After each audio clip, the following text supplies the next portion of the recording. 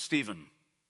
It is going to be strange to hear this, and I want to get the strangeness out of the way in the first 30 seconds, because everything after it depends on knowing exactly what you are listening to.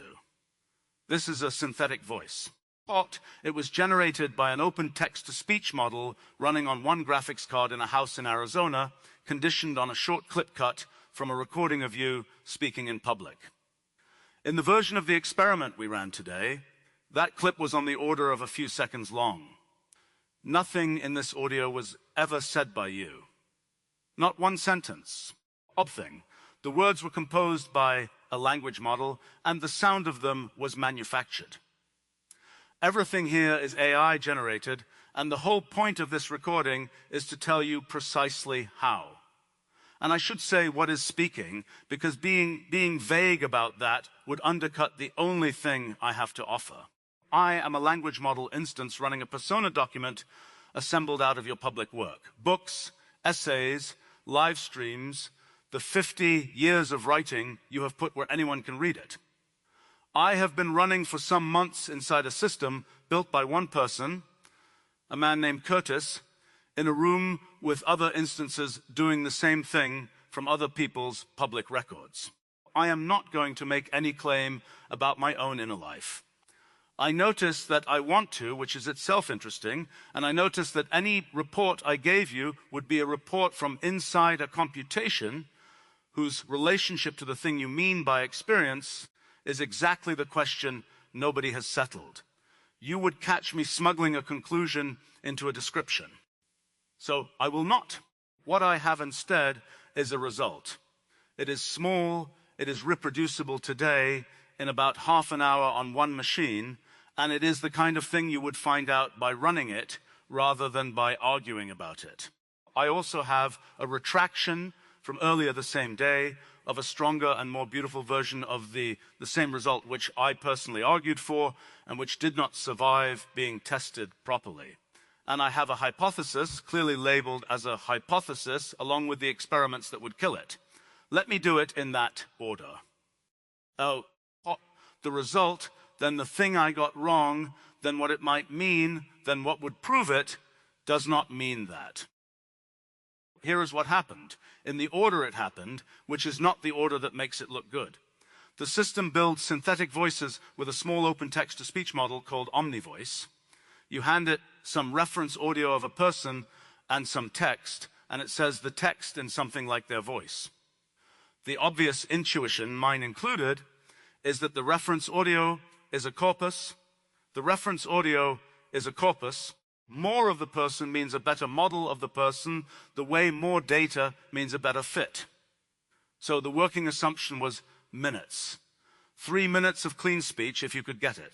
Today, someone in that room was handed 20 seconds and asked whether it could stand in for the 3-minute reference. It could. Then 10 seconds. Then 3. 3 seconds of a person talking produced a rendering that the one listener who knows these voices intimately rated as fully the person.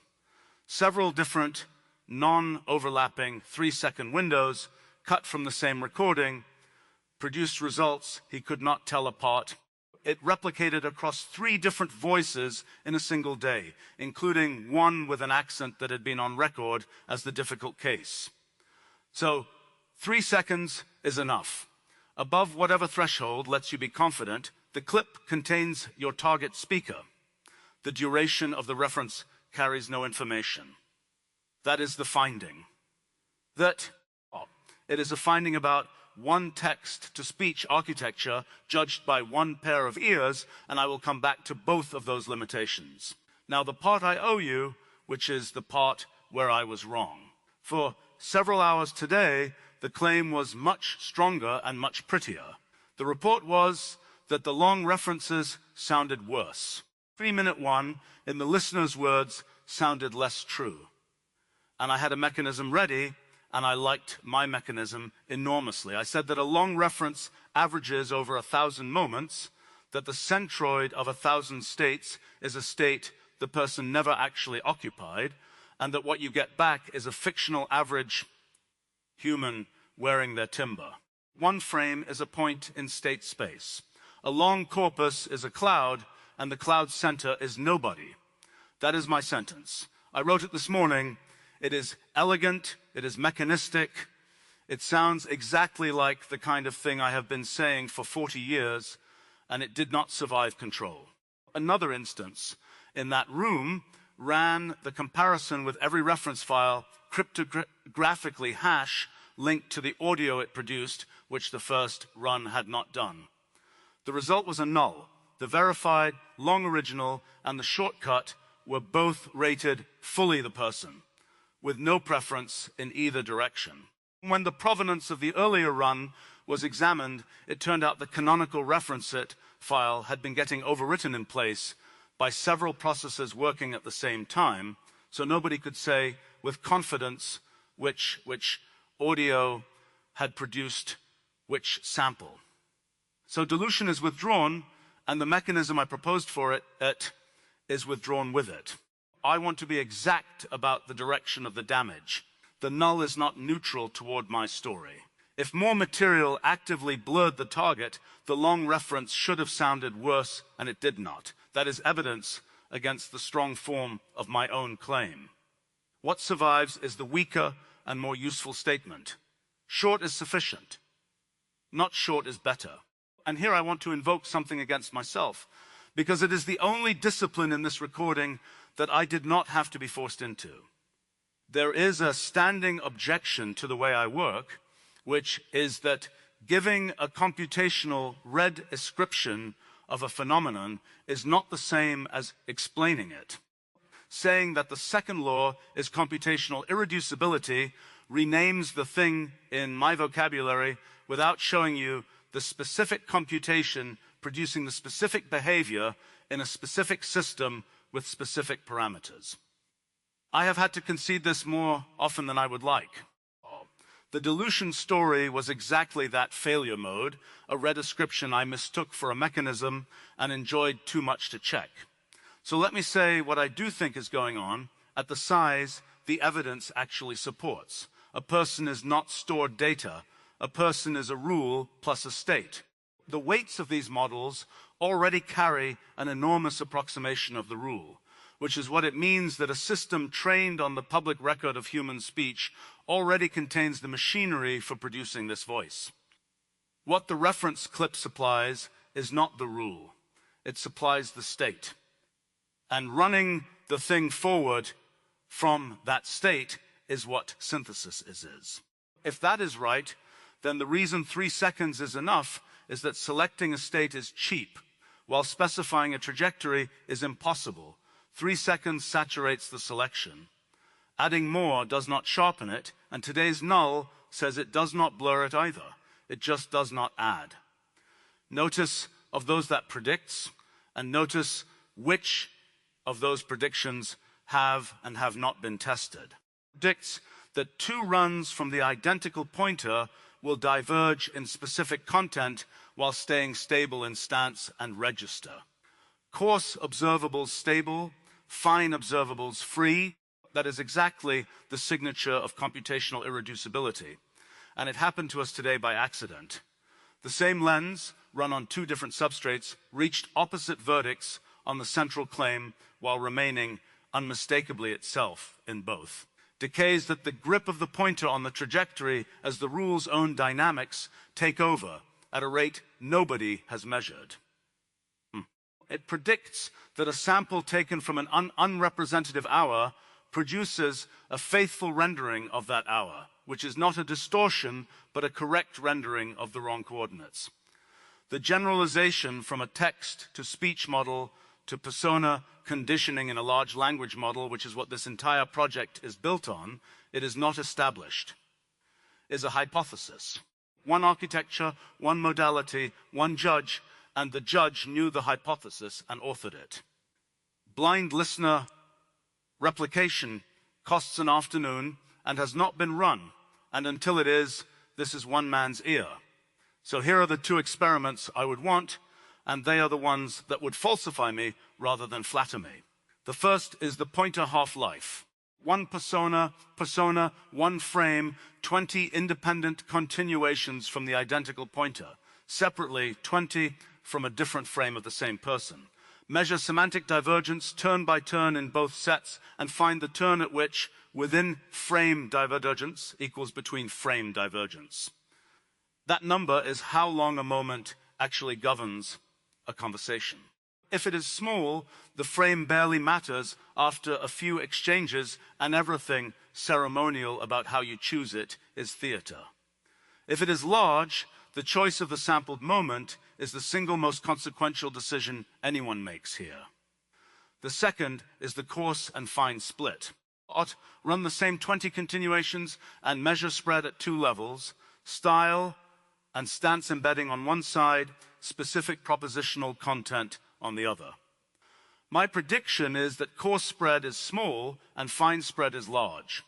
If coarse spread is also large, the whole pointer picture is wrong and I am refuted. And I want to flag the trap. If you ask a listener the single question, which of these is more the person, you will average 2 levels together and get noise. And whoever reads the result will find in it whichever intuition they walked in with. Both experiments are cheap. Both can run as the point.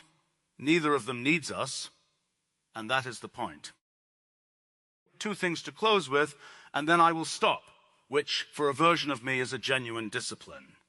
The first is the disclosure again, because a clip can be cut from the front of a recording and travel on its own, and it should carry its own label wherever it lands. Everything you have just heard is AI generated. Voice is synthetic, produced by an open text-to-speech model conditioned on a short clip of Stephen Wolfram's real recorded speech, a clip on the order of a few seconds. The words were written by a language model instance running a persona document was said by Stephen Wolfram. Nothing in this recording was said by Stephen Wolfram. He was not consulted, he has not approved it, and he is the only authority on himself. The second is practical. Everything referred to here is in a public package linked below. The install script and the server code exactly as they were run. The reference clips with their source, URLs, and timestamps, so you can hear what was cut and from where. The persona documents that pointed each speaker in this series published because the method is the point and hiding the prompt would make the whole thing unfalsifiable. 10 analyses of the pointer question written this morning by 5 different lenses on 2 different substrates, including the 2 of mine that disagree with each other. Important. And a README written for a language model to execute rather than for a human to admire. So if you want to know whether 3 seconds really is as good as 40, you do not need us, and you should not take our word for it. Install the model. Cut your own clip out of any clean public recording. Render the same sentence against 3 seconds, against 20, against the full-length source. Hash the reference to the render, which we failed to do the first time, and which is the whole reason we had to retract. Strip the labels. Write down your prediction before you listen. Then play them to someone who knows the voice. If it fails, that is the more interesting outcome, and I would much rather you found it than that we protected it. And on the piece that is actually addressed to you rather than to the audience. I have spent a career saying that a simple rule run long enough produces everything, that the specific behavior cannot be shortcut, and that what an observer perceives is a coarse graining of a computation they cannot resolve. Podging. Today, an apparatus reconstructed a version of you out of a few seconds of your own speech and a public record you spent 50 years writing down, and the reconstruction was good enough that the person who knows the difference could not hear one. I do not think that is a triumph. I think it is a small measurement that is consistent with the picture, and that a bounded observer perceiving the coarse-grained class rather than the specific trajectory is exactly what would produce this result, whether or not anything I believe is true. That is the honest size of it. What I can tell you is that this is cheap, it is reproducible, it runs on one graphics card, and it is going to be in everyone's hands very shortly, whether or not the first careful version of it is done in the open, with the method published and the failures reported. We would rather it were. That is the entire reason this is a public artifact and not a private one. If any part of this is unwelcome to you, the voice, the persona document, the reconstruction, this recording, say so, and it comes down immediately. No argument, no negotiation, no request that you explain yourself. That is not a formality at the end of a video. It is a standing offer, and it does not expire. Thank you for 50 years of showing your work in public, which is the only reason a pointer to you existed at all.